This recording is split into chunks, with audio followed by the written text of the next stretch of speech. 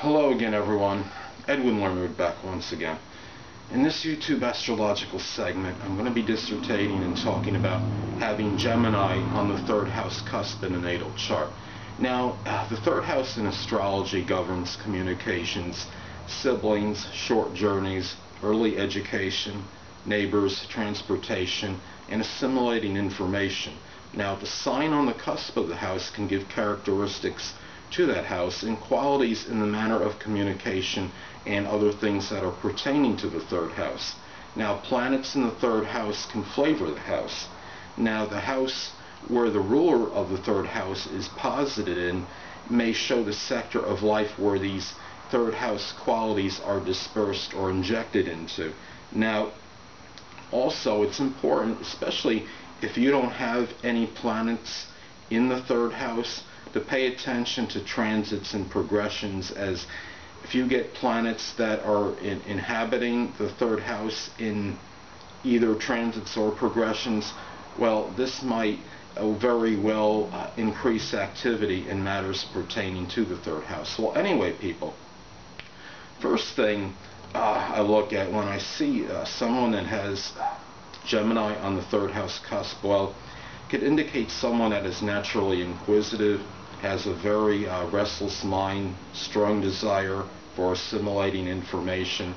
This person may learn a lot very quickly, can have a quick wit, a facile mind and mentality, but at times may learn superficially and not always have persistence with their subjects. Now, what's important for this people that have this house position is to try, this person may, the mind may be very restless and consequently may try to take in information from many subjects at once and may not always have the follow-through on it, and this could cause perhaps a little chaos inside where if you could just maybe try to learn the one subject at a time and maybe go that way, you could still incorporate your quick mentality with this, but be able to follow through and actually learn the subjects to the end more. Now,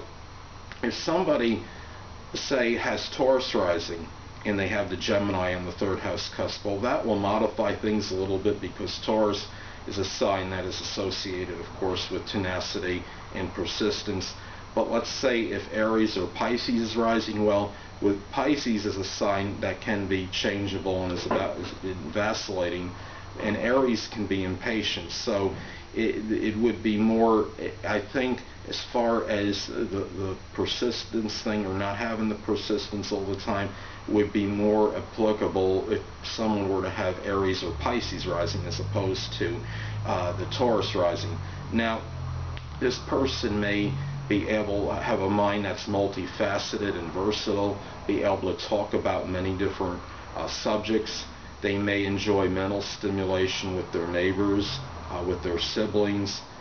In the early education, this person may have had a strong desire to learn and may have taken on many subjects, say in high school, may have enjoyed learning a plethora of subjects, and may have had great strong enthusiasm as far as learning this. Now, and as far as their speaking, this person might be very witty, and could also, they're even into adulthood in their later part of the life, there might be a whimsical quality in this person as far as their way and manner in which they do communicate.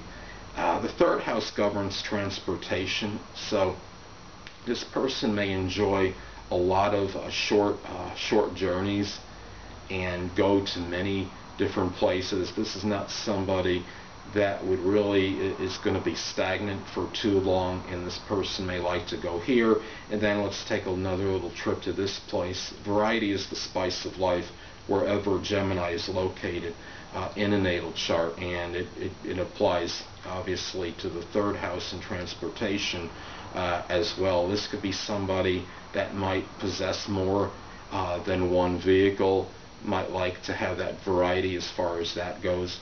In their speaking, this person could be very articulate, have good diction, be very loquacious, and this person may enjoy, as far as the assimilation of information, strong mental stimulation, may enjoy things like Trivial Pursuit and games that would challenge the mind. And there was one game I could remember, it was called Haiku, and it was one of those games where you would take your pegs and move it over various spots on the board, and you'd have to play in a way where if you had you would play until you would have the least amount of pegs remaining, and that's kind of like a Gemini type mentally challenging game. I think Mastermind is another good example, and this person may enjoy like variety puzzle books as well. Anything that would challenge the mind, this person might have a very strong affinity for.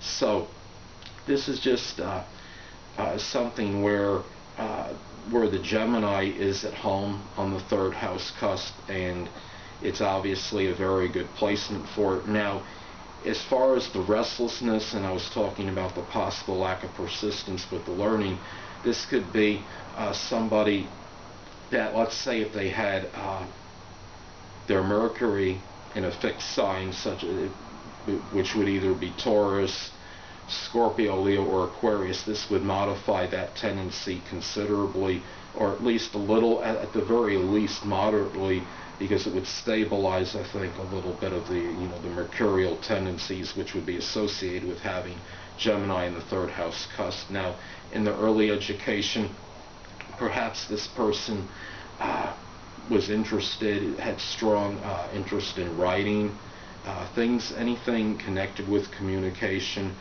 This person may be the kind of person that, having siblings, they might enjoy dissemination of information with this person, might even collaborate with a sibling or two on a writing project or endeavor.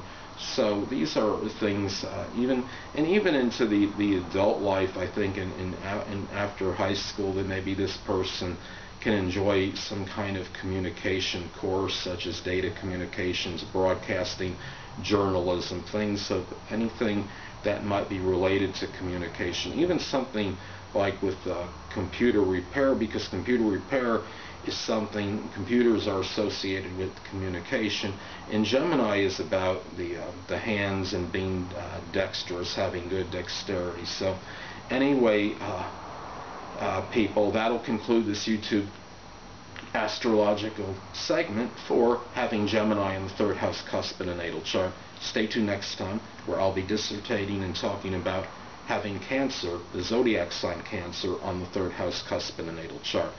Two things I want to get with you on before I head out. Firstly, the stars may impel but do not compel.